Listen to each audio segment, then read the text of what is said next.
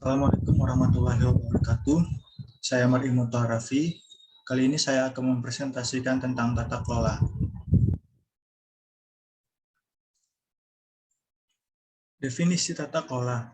Tata kelola adalah proses yang dilakukan oleh Dewan Direksi untuk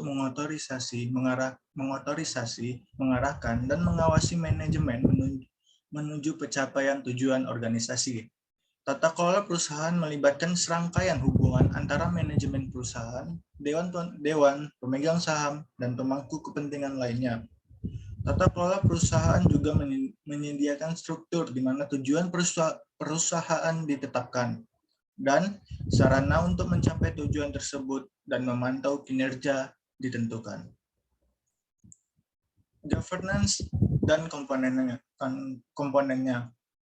Menurut di OECD Principle of Corporate Governance, tata kelola meliputi seperangkat hubungan antara manajemen perusahaan, direksi atau dewan komisaris, para pemegang saham, dan para pemangku kepentingan lainnya.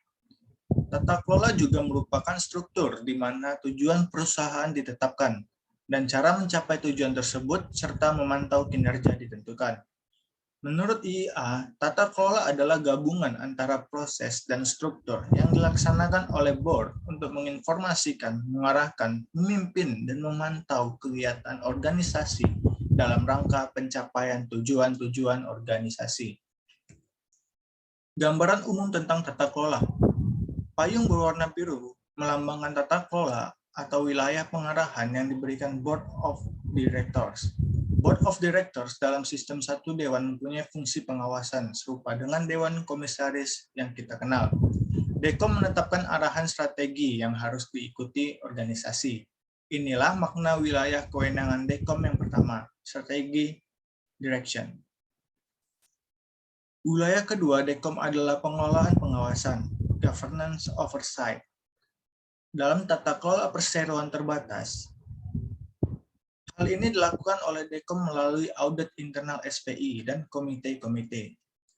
Poin-poin penting yang harus diambil dari penggambaran tata kelola ini adalah: yang pertama, tata kelola dimulai dengan Dewan Direksi dan komitenya. Dewan berfungsi sebagai payung pengawasan tata kelola untuk seluruh organisasi.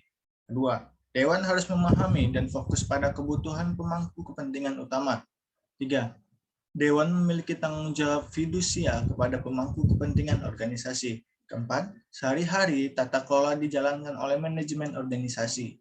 Kelima, beraktivitas penjaminan internal dan eksternal memberikan jaminan kepada manajemen dan dewan mengenai efektivitas kegiatan tata kelola. Peran dan tanggung jawab tata kelola dewan dan komite-komitenya. Tata kelola pada akhirnya menjadi tanggung jawab dewan. Meskipun tanggung jawab ini sering dilakukan oleh berbagai komite.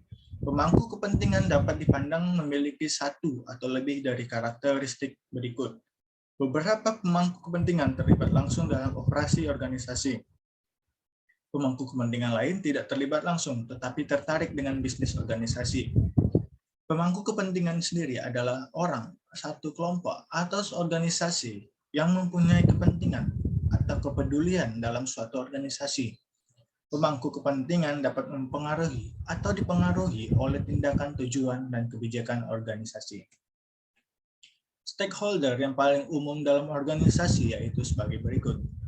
Karyawan bekerja untuk suatu organisasi yang terlibat langsung dalam menjalankan bisnis organisasi. Pelanggan biasanya merupakan darah kehidupan bisnis organisasi dan terlibat langsung dalam keberhasilannya. Vendor menyediakan barang dan jasa yang dibutuhkan organisasi untuk menjalankan bisnisnya, dan oleh karena itu terlibat langsung di dalam bisnis.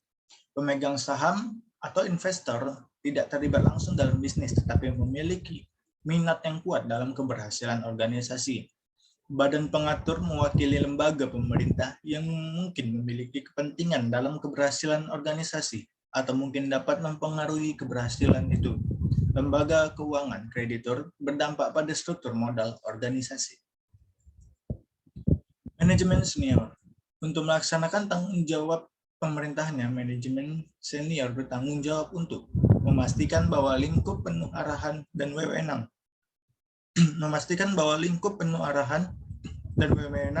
yang didelegasikan dipahami dengan tepat.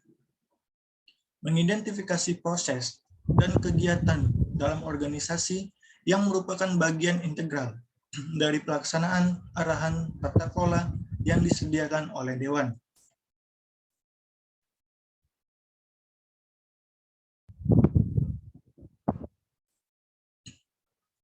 Merevaluasi apa pertimbangan bisnis lain atau faktor yang dapat membuat pembenaran untuk mendelegasikan tingkat toleransi yang lebih rendah kepada pemilik risiko daripada yang didelegasikan oleh Dewan. Memastikan bahwa informasi yang cukup dikumpulkan dari pemilik risiko untuk mendukung persyaratan pelaporan kepada Dewan. Membentuk komite risiko, menilai kembali ekspektasi tata kelola secara berkala saat perubahan bisnis terjadi dan setidaknya setiap tahun.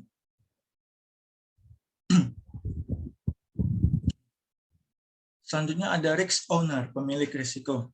Tanggung jawab pemilik risiko meliputi mengevaluasi apakah kegiatan manajemen risiko dirancang secara memadai untuk mengelola risiko terkait dalam tingkat toleransi yang ditentukan oleh manajemen senior. Kedua, menilai kemampuan organisasi yang sedang berlangsung untuk melaksanakan kegiatan manajemen risiko tersebut.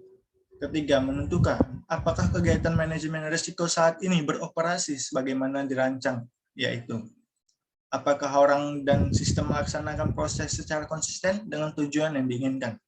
Keempat, melakukan kegiatan pemantauan sehari-hari untuk mengidentifikasi pada waktu yang tepat apakah anomali atau divergensi dari hasil yang diharapkan telah terjadi. Memastikan bahwa informasi yang dibutuhkan oleh manajemen senior dan Dewan adalah akurat dan tersedia dan diberikan kepada manajemen senior secara tepat waktu. Assurance activities. Standar IEA 2110 pemerintahan menyatakan hal berikut mengenai peran fungsi audit internal dalam kegiatan tata kelola. Aktivitas audit internal harus menilai dan membuat rekomendasi yang tepat untuk meningkatkan proses tata kelola organisasi, untuk membuat keputusan strategis dan operasional, mengawasi manajemen dan kontrol risiko, mempromosikan etika dan nilai-nilai yang sesuai dalam organisasi, memastikan manajemen kinerja dan akuntabilitas organisasi yang efektif, mengomunikasikan risiko dan mengontrol informasi ke area yang sesuai dalam organisasi, mengkoordinasikan kegiatan dan mengomunikasikan informasi di antara Dewan, auditor eksternal dan internal, penyedia penjamin lainnya, dan manajemen. Sekian informasi atau presentasi yang bisa saya tampilkan.